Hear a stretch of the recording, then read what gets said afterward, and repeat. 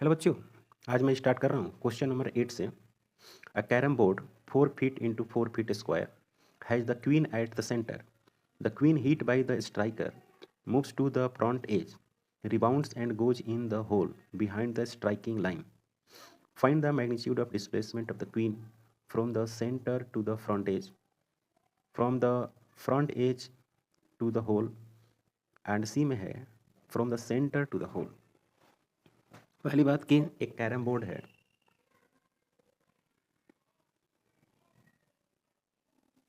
इस तरह से है, और यहाँ पर क्या है, इस तरह से होल है, इस तरह से होल है। ओके, ये कितनी हाइट इसकी 4 फीट है, और ये भी क्या है, 4 फीट है। यहाँ पर एक क्वीन है, एक स्ट्राइकर से हिट किया जा रहा है, तो फ्रंट एज पर टकरा रहा है। यहाँ पर टकराने के बाद यहाँ आ जा रहा है, इस यहाँ पर आ जा रहा है। तो सवाल ये है कि ये वाला डिस्प्लेसमेंट कितना होगा, ये वाला डिस्प्लेसमेंट कितना होगा, और ये वाला डिस्प्लेसमेंट कितना होगा, ये पूछा है क्वेश्चन में। तो ये है कि जितना एंगल से ये टकराएगा ना, उसी एंगल से ये रिबाउंस भी होगा। मतलब कि ये अगर थीटा मानते हैं तो इसको भी आपको क्या मानना पड़ेगा, थीटा मानना पड़ेगा। ये बात है, ठीक है। अब यहाँ पे इसको अगर आप एक्स मानते हैं, ये एक्स मानते हैं, तो जाहिर सी बात है कि ये वाली जो होगी वो कितनी हो जाएगी, ये टोटल कितना हो जाएगा, 2 हो जाएगा। तो ये हो गया 2 माइनस एक्स। क्लियर है ये? यहाँ तक तो कोई डाउट नहीं है। ये पूरा जो है वो 4 फीट है, यहाँ से यहाँ तक।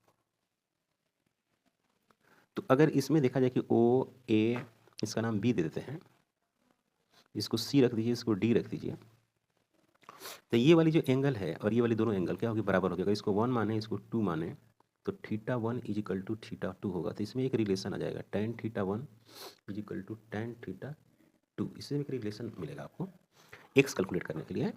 तो tan theta perpendicular divided by base, ये 90, तो ये परपेंडिकुलर है, ये बेस है, तो बेस कितनी हो जाएगी, 2 फीट हो जाएगी। ये यहाँ से यहाँ तक कितनी है, 2 फीट है। तो यहाँ पर लिखेंगे परपेंडिकुलर एक्स डिवाइड बाय 2, और ये वाला ट्रायंगल देखो, ये वाला ट्रायंगल, इसमें tan थीटा 2 है, तो इसमें क्या होगा, परपेंडिकुलर, मतलब कि परपेंडिकुलर 2 माइनस एक्स डिवाइड बटे बेस। तो इसकी जो बेस होगी ये होगी कितनी, ये वाली होगी 4 फीट होगी, 2 हो गया। इसको सोल्व करेंगे तो क्या मिलेगा, 2x is equal to 2 minus x, 3x equal to मिलेगा 2, तो x इज इक्वल टू मिलेगा 2 डिवाइड बटे 3। x की वैल्यू मिल गई, तो x की जो वैल्यू मिल जाएगी तो ये हमें मालूम है और ये हमें मालूम है, तो ये मिल जाएगा। तो ए पार्ट सोल्व हो गया। ओ ए का जो डिस्प्लेसमेंट होगा एक्स स्क्वायर प्लस 2 स्क्वायर, तो x की वैल्यू है 2 डिवाइडेड बटे 3 स्क्वायर प्लस 2 स्क्वायर, 2 बाहर हो जाएगा, 1 डिवाइड बटे 9 प्लस 1, 2 रूट अंडर 10 डिवाइड बटे 9, तो ये मिलेगा ओ ए इज इक्वल टू 2 डिवाइड बटे 3 रूट अंडर 10 फीट। ये आंसर बी।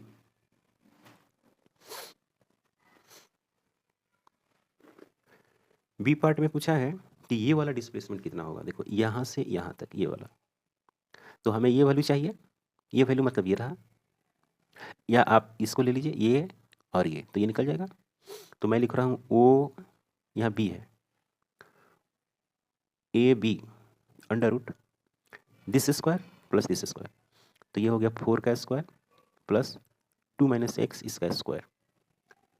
तो यहाँ पे लिखेंगे 4 का स्क्वायर, 4 का square under 2 minus x, x की वैल्यू ये है 2 डिवाइड बटे 3 इसका स्क्वायर, ये हो गया 4 का स्क्वायर प्लस 6 में से 2 जाएगा 4, स्क्वायर डिवाइड बटे 3 का स्क्वायर अंडर रूट। फिर वही बात, A B equal to 4 square common हो जाएगी, यहाँ पर बचेगा 1 डिवाइड बटे 1 बटे 9, तो ये हो गया 4 रूट अंडर 10 डिवाइडेड बटे 3। ए बी इक्वल टू आ गया 4 डिवाइडेड बटे 3 root under 10 feet answer. Clear है, यहाँ तक कोई डाउट नहीं। अब सी पार्ट, सी पार्ट काफ़ी आसान है। सी पार्ट में ये पूछा है, ये तो ये वाला मालूम है 2 फीट और ये यहाँ से यहाँ तक मालूम है 2 फीट। तो लिखेंगे O B is equal to under root 2 का स्क्वायर 2 का स्क्वायर, तो 2 का स्क्वायर इंटू 2 अंडर रूट, तो ये हो जाएगा 2√√2 फीट आंसर। ये था क्वेश्चन नंबर 8। और क्वेश्चन नंबर 8 अक्सर बच्चे पूछते हैं। क्वेश्चन नंबर 9 करें कि एक मॉस्किटो नेट है ओवर 7 फीट इंटू 4 फीट, मतलब कि लेंथ उसकी 4 फीट 7 फीट है और उसकी विड्थ कितना है 4 फीट है, बेड है, इज 3 फीट हाई और 3 फीट हाई है मच्छरदानी। The net has a hole at one corner of the bed through which the mosquito enters the net, it flies and sit at the diagonally opposite upper corner of the net, तो find the magnitude of the displacement of the mosquito। काफ़ी simple है, काफ़ी simple है, question कठिन नहीं है। देखो इस तरह से 3D का डायग्राम होगा, y हो गया, इधर x हो गई और इधर z एक्सिस हो गई। तो आप मस्कीटो बना दो एक, है ना, ये हो गया आपको 3 फीट का हो गया, हाइट है 3 फीट और इसकी लेंथ जो है वो 7 फीट हो गई और इसकी विड्थ जो हो गई वो 4 फीट की हो गई। ठीक है, इस तरह से आपको दे रखा है। यानी कहने का मतलब है कि एक आर वेक्टर आप कंसीडर कर सकते हो, आर वेक्टर। तो क्या मिलेगा आपको 7i cap plus 4j cap plus 3k cap, इस तरह से एक वेक्टर डिजाइन कर सकते हैं, पोजीशन वेक्टर। अब कह रहा है कि यहाँ के कॉर्नर है ये, अब इस कॉर्नर से इस पार से उस पार गया है, तो डिस्प्लेसमेंट क्या होगा, तो क्यूबॉइड का जो डायगोनल होगा वो क्या होगा, आर ये होता है एक्स का square y square plus z square, तो ये मिल जाएगा आपको 7 का स्क्वायर 4 का स्क्वायर 3 का स्क्वायर, तो ये मिलेगा 49, 16 प्लस 9 25, इसको सोल्व करेंगे तो मिलेगा 4 6 7, ये फिट होगी और यही होगी आंसर। बी में पूछा है कंपोनेंट ऑफ वेक्टर्स, तो देखो कंपोनेंट ऑफ वेक्टर में देखेंगे तो component along x axis 7 feet, क्योंकि एक्स एक्सिस में 7 फीट है। कंपोनेंट एलोंग वाई एक्सिस, तो ये हो गया 4 feet. Component along Z axis, तो ये हो गया 3 फीट और ये हो गया आंसर। नेक्स्ट क्वेश्चन है question number 10। Suppose A is a vector of magnitude 4.5 due north, north में 4.5 यूनिट का एक वेक्टर है, तो what is the vector 3a minus 4a, बहुत सिंपल है। पहली बात की जो वेक्टर है उसकी मैग्नीट्यूड 4.5, अब ये किधर है, नॉर्थ साउथ में, ये नॉर्थ हो गई, साउथ ईस्ट हो गई, वेस्ट हो गई। तो ए पार्ट में कह रहा है कि जब ए में है तो 3a वेक्टर है, 3a, तो सबसे पहली बात ये है कि 3a वेक्टर, ये नॉर्थ है, तो देखिए ये हो गया ए वेक्टर। तो अब क्या करना है कि इसमें 3 से गुणा करेंगे तो इसके 3 टाइम्स ये बढ़ जाएगा, तो मान लीजिए यहाँ आ गया, तो मैं मान लेता हूँ कि ये जो है 3a वेक्टर है, ये हो गया आंसर 3a वेक्टर का रिप्रेजेंटेशन। इसकी डायरेक्शन नॉर्थ में ही रहेगी और 3 टाइम्स बढ़ जाएगी। बी में कह रहा है कि 4 टाइम्स होगी लेकिन निगेटिव होगी, तो साउथ में आ जाएगी, तो इसको साउथ में लेके जाओ, तो और बड़ा कर दीजिए, तो ये हो गया आपको -4a वेक्टर हो गया साउथ में। तो ये रिप्रेजेंटेशन थी, नॉर्थ के अपोजिट क्या है, साउथ है, निगेटिव वेक्टर लगा दिया आपने। Question number 11। Two vectors have magnitude 2 meter and 3 meter, the angle between them is 60 degree, find a scalar product of two vectors, the magnitude of their vector product। आपको calculate करना है scalar product मतलब कि dot product, और दूसरा पता करना है वेक्टर प्रोडक्ट। तो ए का मैग्नीट्यूड 3 मीटर है और बी का मैग्नीट्यूड 4 मीटर है और थीटा इक्वल टू 60 डिग्री है। तो पहला है स्केलर प्रोडक्ट, तो स्केलर प्रोडक्ट यानी A vector dot B vector equal to A B cos theta, तो क्या होगा, यहाँ होगा ए का वैल्यू है 3, बी का वैल्यू है 4 और कॉस है 60 डिग्री। तो कॉस 60 डिग्री के जो वैल्यूज है 3 इंटू 4 इंटू कॉस 60 डिग्री 1/2 है, तो ये हो जाएगा 6 आंसर। सेकेंड इसका पार्ट से वो है क्रॉस प्रोडक्ट। जो बी पार्ट है 11 का बी पार्ट वो है ए वेक्टर क्रॉस बी, ये होती है ए बी साइन थीटा और एन कैप, लेकिन हमें कैलकुलेट करना है मैग्नीट्यूड। तो क्या लिखेंगे 2 3 और 4, सॉरी 3 इंटू 4 और साइन 60 डिग्री, तो ये हो गया 3 इंटू 4 इंटू √3 डिवाइड बाई 2, ये सॉरी ये कैंसिल होगा, तो ये हो गया 6√3, ये हो गया आंसर। क्लियर है? तो ये था क्वेश्चन नंबर 11। अब है क्वेश्चन नंबर 12। क्या है क्वेश्चन नंबर 12? आपको हेक्सागोन के रूप में वेक्टर दे रखा है,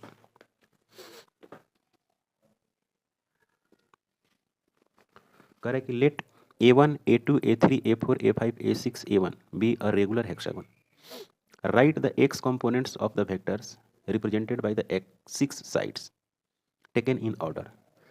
Use the fact that the resultant of these six vectors is 0 to prove that, ये देखिए cos 0 का है cos this, ये वैल्यू 0 होती है। यूज द, है ना, non cosine value of the verified result. Okay, सबसे पहला बात यहाँ पर अगर ये डायग्राम को देखें, यहाँ डायग्राम ड्रॉ करते हैं, ये है एक्स एक्सिस। ओके, यहाँ से स्टार्ट करते हैं, एक वेक्टर हो गया, फिर ये एक वेक्टर हो गया, फिर यहाँ पर आएंगे तो एक वेक्टर मिल गया, फिर यहाँ पर आ गए एक वेक्टर मिल गया, फिर एक वेक्टर मिला, फिर ऐसे वेक्टर मिल गया। सही है? अब इसका नाम है A1 A2 A3 A4 A5 A6, ऐसे नाम दिया हुआ है। सभी का मैग्नीट्यूड इक्वल है। देखो A1 A2 A3 A4 A5 A6 जितने वेक्टर है उस सभी का मैग्नीट्यूड माना है A, और ये एंगल 60 डिग्री है। क्लियर है? तो एक्स एक्सिस से ये वाला कितना होगा 120 डिग्री, एक्स एक्सिस से ये कितना होगा 180 डिग्री, और उसी तरह से यहाँ एक्स एक्सिस से ये कितना होगा 240 डिग्री, उसी तरह से ये एंगल कितना होगा पूरा 300 डिग्री, और उसके बाद ये कितना हो जाएगा 360 डिग्री, यहाँ पर आ जाएगा 360 डिग्री या 0 डिग्री, एक ही बात हुआ। तो यहाँ पर आप सोल्व करोगे ना इसको एक्स कंपोनेंट, जैसे इसका एक्स कंपोनेंट हम बात करते हैं, तो इधर आएगा एक्स कंपोनेंट, तो मैं लिखता हूँ डायरेक्ट आर एक्स, तो इसका एक्स कंपोनेंट क्या होगा ए कॉस 60 डिग्री, ए कॉस 60 डिग्री आया। यहाँ से स्टार्ट किया हूँ, यहाँ से, और आना भी यहाँ तक होगा। अगली बार लिखेंगे ए कॉस 120 डिग्री, फिर लिखेंगे ए कॉस 180 डिग्री, फिर लिखेंगे इसका ए कॉस 240 डिग्री, ए कॉस 300 डिग्री, प्लस ए कॉस 0 डिग्री, 0 डिग्री या 360 डिग्री, एक ही बात हुआ, 360 लिख दीजिए। ठीक है, ये हो गया 1 2 3 4 5 6, हेक्सागोन 6 मैंने लिख दिया, 360 डिग्री। ओके, अब यहाँ पर चेक करो a into 1, sorry cos 60 degree 1/2, यहाँ पर जोड़िए a माइनस 1/2, वेरी गुड। यहाँ पर लिखेंगे a माइनस 1 प्लस a, और यहाँ पर लिखेंगे माइनस 1/2, अभी 3, यहाँ पर लिखेंगे a 1/2, यहाँ लिखेंगे a इंटू 1, इसका वैल्यू। अब सबको देखो सोल्व करो ना, सब क्या हो गया 0 हो गया। सिमिलरली उसी तरह से आर एक्स लिखो, ठीक है ना, सबका आर एक्स लिखो, तो ये सब आर एक्स लिखोगे ना, आर एक्स को एक तरह से और लिख सकते हैं आप ए ए ए ए ए और ए सब कॉमन ले लो, तो ये कॉमन ले लेते हैं, ये क्या हो गया कॉमन हो गया, तो कॉमन हो गया तो ये क्या लिखेंगे ध्यान दीजिएगा, यहाँ पर लिखेंगे इसको कॉस पाई बाई 3, फिर क्या लिखेंगे कॉस 2π/3, इसको लिख देंगे, फिर इसको लिखेंगे cos 3π/3, cos 3π divide by 3 plus cos 4π/3 plus cos 5π/3 लिखिए चाहे 0 लिखिए। अब ये आर एक्स कितना हो रहा है 0, अब इसको यहाँ पर कॉमन करेंगे तो यहाँ पर मिलेगा क्या, इसको सही से लिख दीजिए cos 0 plus cos π/3 plus cos 2π/3 plus cos 3π/3 plus cos 4π/3, result क्या आ गया 0 आ गया। जैसे लिखना है लिखिए, यहाँ पर मैं लिख रहा हूँ और इसको ऐसे लिखिए। उसी तरह से आपको लिखना होगा आर वाई, तो आर वाई में लिखेंगे ए साइन 60 प्लस ए साइन 120 प्लस ए साइन 180 प्लस ए साइन 240 प्लस ए साइन 300 और प्लस ए साइन 0। ये साइन क्या होगा? 0 होगा। अब इसको आप है ना सही ढंग से लिख लीजिए। यहाँ पर देखिए इसका वैल्यू 0 होगा।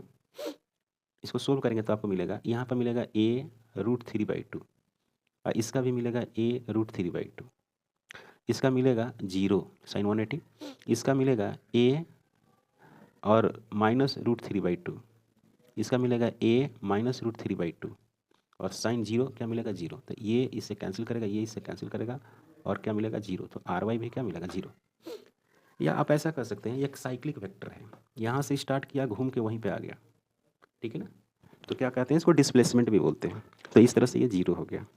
पर आपको इसमें अलग अलग कंपोनेंट ब्रेक करके आपको सोल्व करना था, इसलिए सर ने ऐसा क्वेश्चन दे रखा है। नेक्स्ट क्वेश्चन है क्वेश्चन नंबर 13 एंगल कैलकुलेट करना है। a = 2i 3j 4k है और b = 3i 4j 5k है। Find the angle between a vector and b vector. तो क्वेश्चन नंबर 13